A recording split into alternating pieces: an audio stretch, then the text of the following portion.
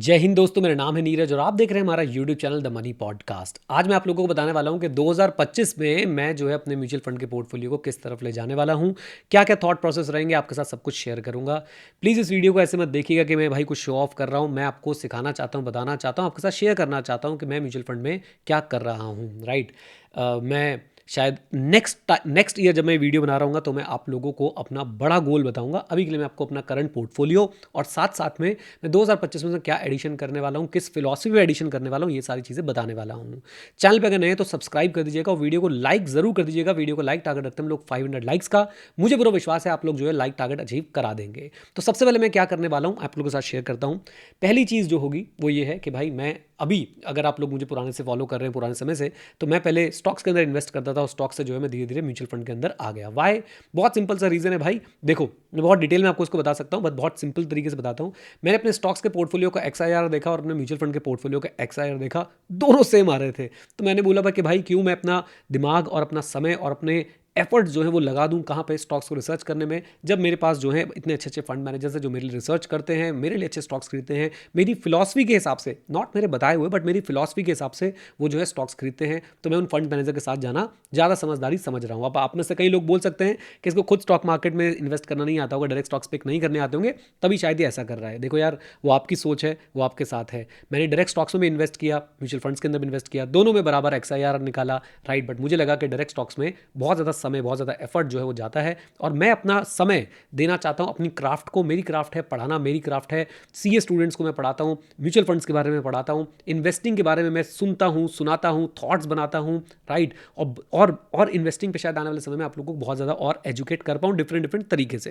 Right. तो मैं अपनी क्राफ्ट को निखारने में लगूंगा और ये इन्वेस्टिंग का काम जो है मैं आउटसोर्स कर दूंगा बड़े बड़े लोगों के साथ, जैसे कि S नरेन साहब हैं, जैसे कि हमारे राजीव ठक्कर जी हैं, और बड़े बड़े लोग हैं, हमारे टंडन साहब हैं। तो ये लोग जो है मेरे पैसों को संभालेंगे। मेरा सिंपल सा ये अप्रोच था। खैर, करंटली मेरे म्यूचुअल फंड पोर्टफोलियो का साइज़ कितना है मैं आपको ये बता देता हूँ। प्लीज़ इसे शो ऑफ मत समझिएगा। आप ये समझिएगा कि मैंने 2,000 रुपये महीने से SIP करना शुरू किया था सितंबर 2016 के अंदर, if I am not wrong. और आज पोर्टफोलियो का साइज़ जो है वो अप्रॉक्सीमेटली 25 CR का है। 24 टू 25 करोड़ के आसपास आप लोग जो है वो पकड़ सकते हैं। राइट। इस पर XIR करंटली क्या निकल रहा है? इस पर XIR करंटली निकल रहा है 18.50% के आसपास। तो मेरी जो एक्सपेक्टेशन वो 12 से 14% के आसपास है, बट अभी जो मेरे को XIR मिल रहा है वो अप्रॉक्सीमेटली 18 से 19 के बीच में जो है वो मिल रहा है। राइट।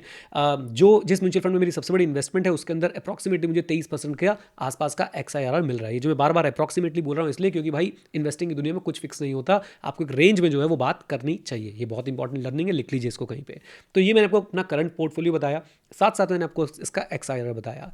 मैं कौन से म्यूचुअल फंड्स अब सेलेक्ट कर रहा हूँ इस बात को मैं आपको बता देता हूँ। मैं किसी म्यूचुअल फंड का नाम तो नहीं लूँगा, मुझे पता है आप में से कई लोग सिर्फ टिप्स मांगने आ जाते हो। मैं बिल्कुल टिप नहीं देता, बिल्कुल म्यूचुअल फंड का नाम नहीं लूँगा, बट मैं ये ज़रूर बता दूंगा कि मेरी जो फिलॉसफी है वो आज की डेट में ऐसे म्यूचुअल फंड्स की तरफ जा रही है जहाँ पे वो अपने बेंचमार्क से कम गिरते हो। जब मार्केट गिरती हो, जब बेंचमार्क उनका गिरता हो तो बेंचमार्क से कम गिरते हो, लेकिन जब मार्केट उठती हो तो मार्केट के बराबर ही उठते हो, बेंचमार्क के बराबर ही उठते हो। मेरे को वो भी चलेगा, यानी कि गिरे कम और चले बराबर। मेरे लिए ऐसे म्यूचुअल फंड बहुत सही काम कर रहे हैं, पास्ट में भी किया और फ्यूचर में भी पक्की बात है जो करेंगे। पोर्टफोलियो का साइज़ बड़ा हो गया है तो मुझे अब लगता है कि मुझे बहुत ज़्यादा रिटर्न को चेज़ करने की ज़रूरत नहीं है। मुझे सिर्फ चेज़ करना है किसको? क्वालिटी इन्वेस्टमेंट्स को, जो मुझे लॉन्ग टर्म में 12 से 14% का रिटर्न जो है कमा के देते रहें। 12 से 14% बहुत ही सही रिटर्न है। अगर मैं पोर्टफोलियो को यहाँ पर भी छोड़ दूँ तो लगभग लगभग हर 6-7 साल में जो है मेरा पैसा डबल होता रहेगा। एनीवेज, अब ये तो मैंने आपको म्यूचुअल फंड का तरीका बता दिया कि मैं क्या करने वाला हूँ। मैं SIP करूँगा या लमसम करूँगा, मैं आपको वो भी बता देता हूँ। तो SIP और लमसम मैं दोनों का यूज़ करने वाला हूँ। मेरी कुछ SIPs हैं वो चल रही हैं, अभी आपको बताऊँगा मैंने SIP कैसे लगाई है। और उसके बाद लमसम में ज़्यादा इन्वेस्ट करूँगा। ये मैंने 2024 में भी किया है और 2025 में भी मैं लमसम बहुत ज़्यादा इन्वेस्ट करने वाला हूँ। SIP मेरी रेगुलर जो है वो चलती रहेगी।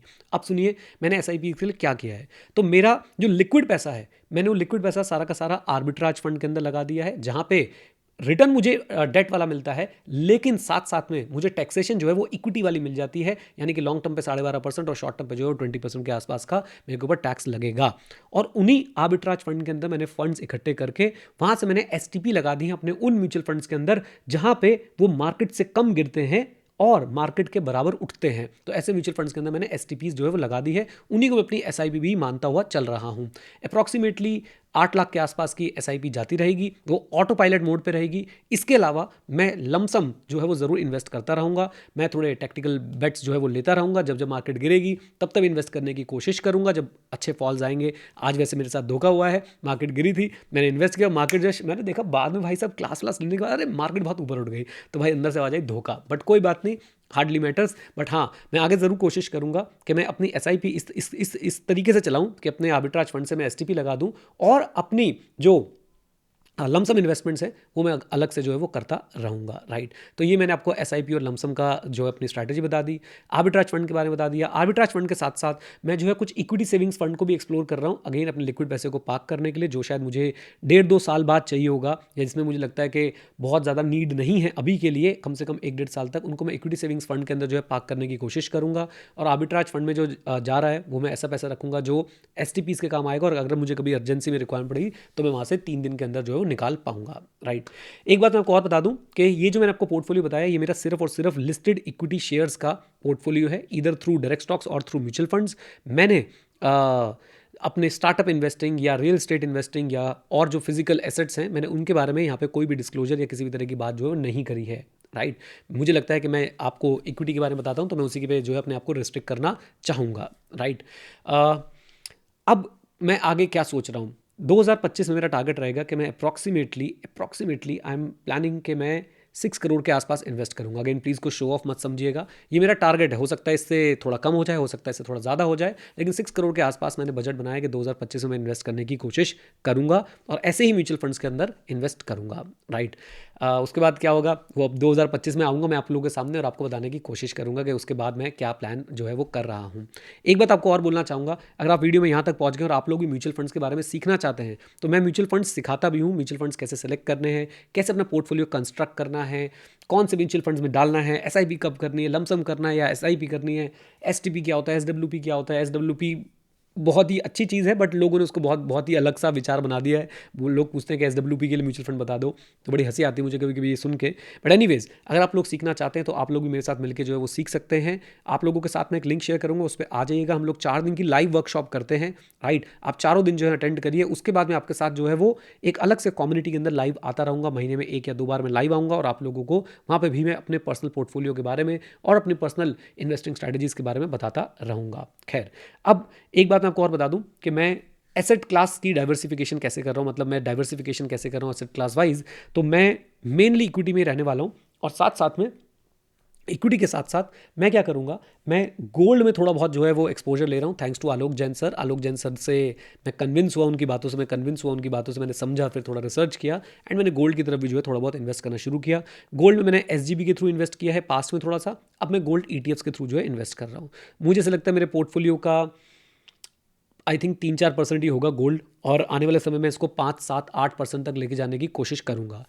नाउ ये तो हो गया गोल्ड और इक्विटी। अब इक्विटी में भी मैंने जोग्राफिकल डाइवर्सिफिकेशन करने की कोशिश कर रहा हूँ। यूएस में यूएस के जो इंडेक्स फंड्स हैं उनके अंदर मैंने इन्वेस्ट किया है, कुछ ईटीएफ्स के थ्रू, कुछ म्यूचुअल फंड्स के थ्रू। म्यूचुअल फंड्स में जिसमें भी इन्वेस्ट करता हूँ भाई वो पैसे लेना बंद कर देते हैं, बट कोई बात नहीं, वहाँ पर भी मैं अपना थोड़ा सा एक्सपोजर जो है वो बढ़ा चुका हूँ। आने वाले समय में मैं देखता हूँ कि वहाँ पर भी 10% के आसपास मैं अपना एक्सपोजर यूएस में भी रखूँगा, एंड बहुत सिंपल तरीके से। मेरा काम ही यही है, मुझे समझ ही यही आया कि भाई साहब सिंपल गेम खेलो, ईजी गेम खेलो, टफ गेम खेलने की ज़रूरत ही नहीं है, राइट। ये बात बहुत बहुत इंपॉर्टेंट है, और ये मैंने कहाँ सीखी थी, एक किताब है जिसमें चार्ली मंगर और वॉरेन बफे का विजडम निचोड़ के डाला गया है, all I want to know where I will die and I will not go there. तो ये उस किताब का नाम है जो मैंने आपके साथ शेयर किया। तो ये उस किताब का विजडम मैं आपको बताने की कोशिश कर रहा हूँ। तो मैं बहुत सिंपल चीज़ें और ईजी चीज़ें करने की कोशिश करूँगा, जिससे मुझे 12 से 14% का रिटर्न जो है आगे मिलता रहेगा। उम्मीद है कि गलतियाँ कम होंगी लेकिन कम होंगी, और रिटर्न जो है एक ऑप्टिमल लेवल पे मुझे मिलता रहेगा। और यही मैं आप लोगों को भी बताना चाहता हूँ कि ऐसे म्यूचुअल फंड्स देखिए जिसमें रिस्क कम हो और रिटर्न एवरेज या थोड़ा सा अबव एवरेज हो, आपकी वेल्थ बड़ी अच्छे से क्रिएट हो जाएगी, राइट। याद रखिएगा 2,000 रुपये महीने से मैंने शुरू किया था, और आज जहाँ भी पहुँचे हैं वहाँ भाई वहाँ पहुँचने की मेहनत बहुत लगी है, बहुत मेहनत लगी है, लक बहुत लगा है, राइट। आप लोगों की गुड विशेज़ बहुत लगी है, और आप लोग भी वहाँ पहुँच सकते हैं अगर आप सही से काम करें, अगर आप लोग क्वालिटी पे फोकस करें तो आप वहाँ तक पहुँच सकते हैं। आई नो मार्केट में बहुत नॉइस रहता है, मार्केट में बहुत तरह की जो है वो चीज़ें हैं, लेकिन आप अगर सीधा-सीधा चलेंगे तो आप लोग ज़रूर अपने डेस्टिनेशन पे पहुँच जाएँगे बहुत आराम से। एंड बाय गॉड्स ग्रेस मैं एक बात और शेयर करना चाहता हूँ। बाय गॉड्स ग्रेस अ, मुझे बहुत कम जगह पे झटके लगे हैं और लगे भी हैं तो बहुत छोटे लगे हैं बाय गॉड्स ग्रेस। ये मैं अपने आप को कोई एक्सपर्ट नहीं बता रहा हूँ। मेरी किस्मत अच्छी रही, मेरी लर्निंग्स अच्छी रही, मेरे गुरुज अच्छे रहे, मेरी पढ़ने की हैबिट, मेरी रीडिंग की हैबिट अच्छी रही, जिसने मुझे इन चीज़ों से बचाया है। और आपसे भी मैं यही बोलूँगा कि रीड करिए, सीखते रहें, क्योंकि सीखना शुरू तो जीतना शुरू, राइट। चलिए, तो ये थी मेरी म्यूचुअल फंड स्ट्रैटेजी फॉर 2025। उम्मीद करता हूँ कि आप लोग इससे कुछ सीखे हैं, और अगर सीखे हैं तो प्लीज़ इसको अप्लाई करने की कोशिश कीजिए। अगर आप लोग सीखना चाहते हैं मेरे साथ बैठ के, तो आप लोगों के साथ मैं लिंक शेयर करूँगा, वहाँ पे आ जाइए और म्यूचुअल फंड के कोर्स में अपने आप को एनरोल कर लीजिए। 4 दिन लाइव, और उसके बाद हम लोग करेंगे आपसे महीने महीने बातचीत करते रहेंगे, और आप लोगों के साथ बहुत सारी और चीज़ें जो है वो पार्टिसिपेशन आपके पार्टिसिपेशन के साथ करते रहेंगे। चलिए, all the best, God bless you, take care.